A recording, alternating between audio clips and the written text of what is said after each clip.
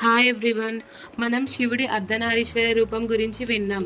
ఆయన శరీరం అర్ధం శివుడు, అర్ధం శక్తి. కానీ ఈ రూపం ఎందుకు వచ్చింది? దీని వెనకాల ఉన్న గూఢ రహస్యం ఏంటి మీకు తెలుసా? అదేంటో ఇప్పుడు చూద్దాం.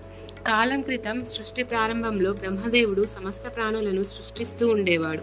కానీ ఒక సమస్య వచ్చింది. ఆయనకు స్త్రీ శక్తి సహకారం లేకుండా సృష్టి ముందుకు సాగలేదు.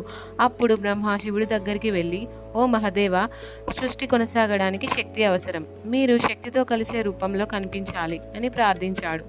కానీ శివుడు ఆ సమయంలో తపస్సులో ఉండి లోక కార్యాల్లో పాల్గొనాలని అనుకోలేదు. అప్పుడు కోపగించిన బ్రహ్మ శివునికి ఒక శాపం ఇచ్చాడు. ఓ శివ, నీకు శక్తి లేకపోతే నీ శరీరం అసంపూర్ణంగా ఉంటుంది.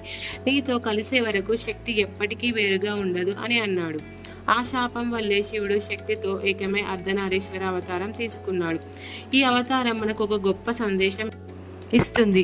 స్త్రీ పురుషులు ఇద్దరూ సమానమే. శక్తి లేకుండా శివుడు అసంపూర్ణుడు, శివుడు లేకుండా శక్తి అసంపూర్ణురాలు. అందుకే ఈ ప్రపంచం స్త్రీ పురుషుల సమతుల్యంతోనే నడుస్తుంది. ఇలాంటి ఎన్నో పురాణ రహస్యాలు తెలుసుకోవాలంటే నా ఛానల్